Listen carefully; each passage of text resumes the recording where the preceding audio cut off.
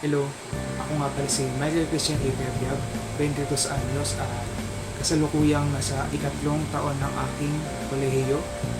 Ito po ay isang aktibidad namin sa Panitikang Pilipino at sana magustuhan niyo po ang aking presentasyon. Ayun, sakto hindi masyadong mainit. Maganda yung panahon.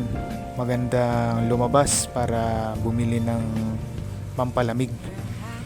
At ayun, papaalis na po ako. Pupunta po ako sa pinakamalapit na mall po sa amin, sa SM Center Imus. Halika na, tara.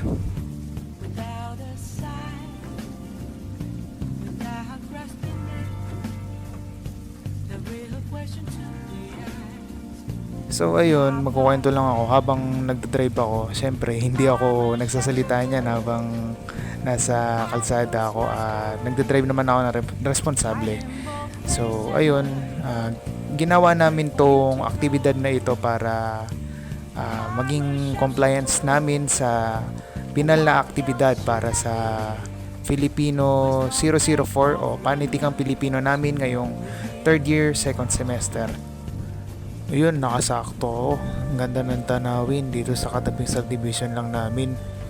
Kaya iharap ko muna yung camera dito para makita nyo kung gaano kaganda din dito sa Imus. At ayun na nga, umulan na. Kaya sa mga nagdadrive patulad ko, mag-ingat po tayo at manatiling alerto sa ating kapaligiran, lalo na pag nagdadrive, para hindi po tayo maaksidente.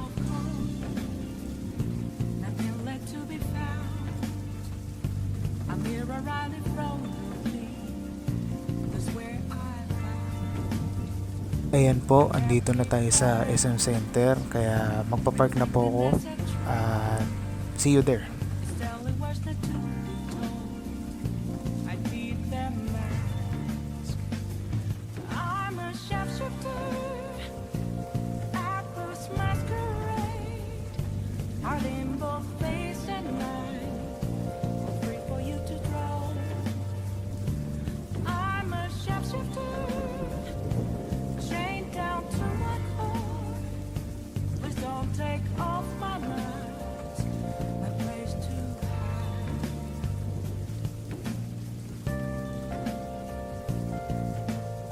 So ayan, nandito na po ako sa SM Center at naglalakad po ako gamit ang aking payong kasi nga po, yun nga, naulan at tara, pasok na tayo. Pagkapasok ko dito sa grocery store, hindi muna ako nag-record kasi baka makita ako ng guard, pero kahit pa paano na videoan ko naman yung sarili ko at ito na nga, nakabili na ako ng energy drink na hindi ko napapangalanan. Lumabas na ako ng mall sa mga panahong to kasi nag-deposit pa ako ng pera sa bank account ko at ayan, kakatapos lang umulan pero medyo umaambon pa rin. Pauwi na rin ako kaya tara, uwi na. Yan, habang inaalis ko yung e-bike ko sa parking lot, padiretso na rin ako sa bahay kaya isa tong montage sa pagdadrive ko, parang ganun na nga. So yun, maya abangan nyo na lang po yung review ko doon sa binili kong produkto. Salamat. At ayun, nakauwi rin ako ng ligtas. Salamat sa Panginoon. Tara, i-review na natin yung product. So ayun, kakauwi ko lang. Umuulan talaga dito sa Imus pero hindi naman ganun kalakas. Mabuti na umulan para lumamig yung panahon kasi sobrang init talaga nung nakaraan. So ayun. So ito yung napili kong produkto, which is yung ano to? Ito sa energy drink.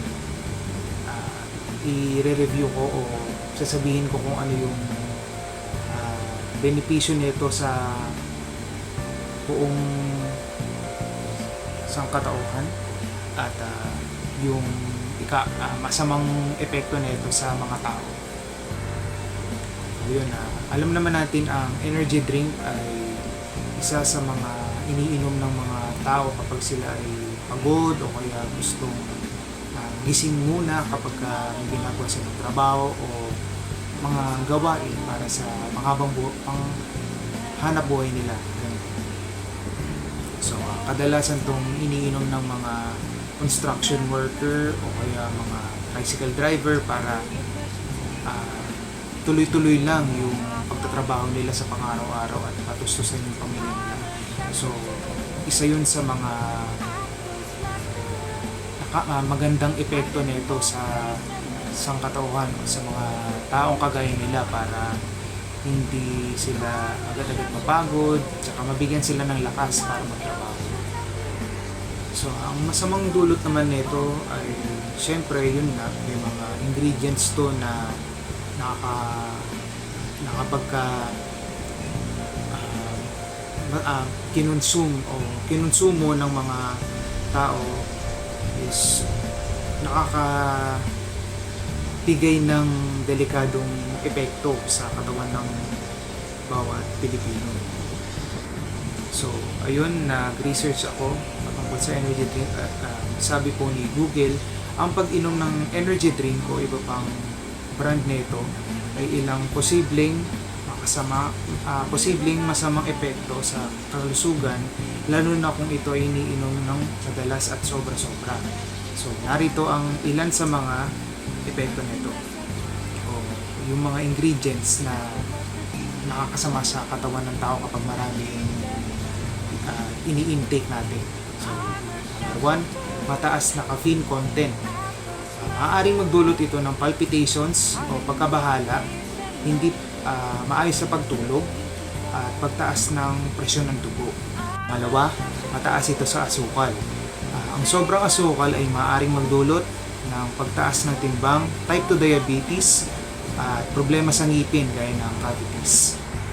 Maaari rin itong magdulot ng masamang epekto sa ating puso.